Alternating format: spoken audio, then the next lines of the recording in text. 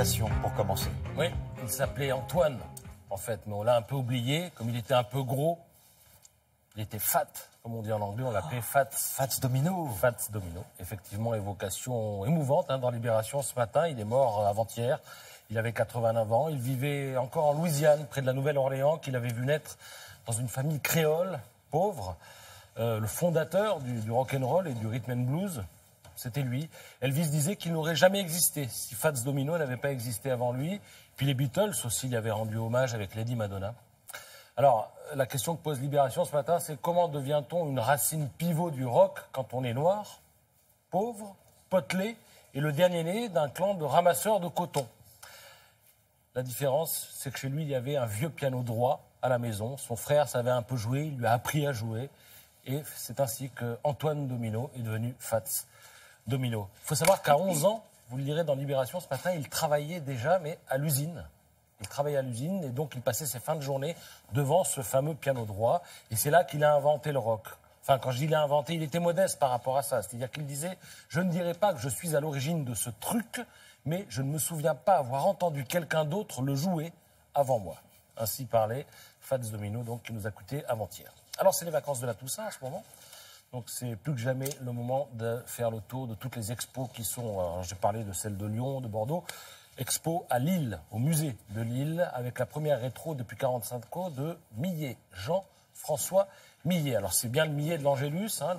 C'est d'ailleurs son problème, l'Angélus, parce qu'on l'a réduit quelque part à ça. Dès qu'on dit Millet, on dit l'Angélus, on ne sait pas du tout ce qu'il y a derrière. Et derrière, c'était, comme nous le dit le Figaro ce matin, aussi, Millet, le peintre des paysans et de la vie simple. Il a su regarder, il a su voir cette réalité, alors qu'il était lui-même un bourgeois. Parce que quand on regarde tout ce qu'il a fait au début de sa carrière, on s'aperçoit qu'il était lui-même bourgeois et qu'il faisait beaucoup de portraits de notables.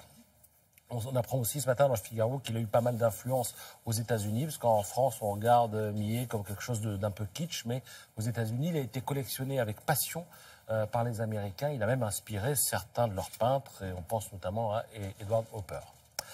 À Arras, non loin de Lille, le musée des Beaux-Arts propose une exposition intitulée Napoléon, racontée à travers les collections de Versailles. Il y a là 160 peintures, meubles et objets qui sont soumis à l'appréciation du visiteur. Alors, ça demande quand même une explication parce que Versailles n'est pas précisément associé normalement à Napoléon.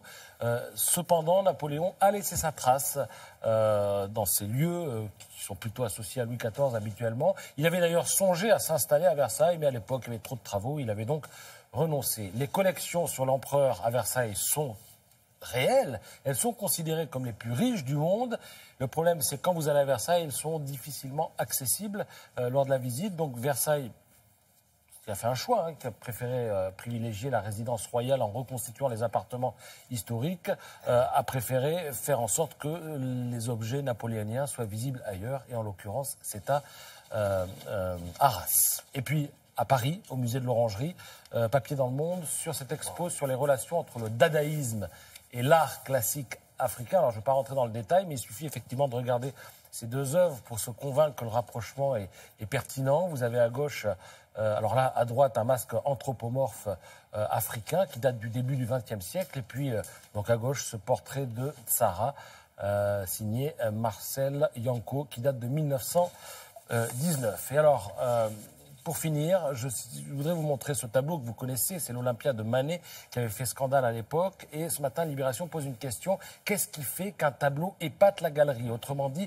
pourquoi et comment un tableau fait carrière, devient célèbre, alors que d'autres tableaux qui témoignent souvent d'un talent équivalent restent dans l'ombre? Eh bien, c'est le critique d'art Vincent Broc-Viel qui s'est penché sur la question et qui revient avec pléthore de réponses. Alors très rapidement, une œuvre peut devoir sa gloire au fait qu'elle a été scandaleuse, refusée, vue à la télé, parce qu'elle évoque une douleur, parce qu'elle évoque un plaisir, parce qu'elle raconte une histoire, elle a fait école, a été réalisée en série, a atteint des records de vente ou a fait une carrière internationale. Donc ça fait quand même beaucoup de cases à cocher, mais il y a une constante, même s'il n'y a pas de règle, et cette constante, c'est qu'en général, eh bien, les œuvres qui ont fait l'histoire, à commencer par celles des impressionnistes, ont d'abord avalé des fournées de critiques malveillantes, dont la lecture aujourd'hui est un plaisir de fin gourmet, c'est-à-dire dans Libération ce matin. C'est arrivé aussi à certains films qui ont reçu des avalanches de critiques et qui sont devenus par la suite... Les Tontons Flingueurs, par exemple. Des films cultes. Merci beaucoup, Patrice Romden.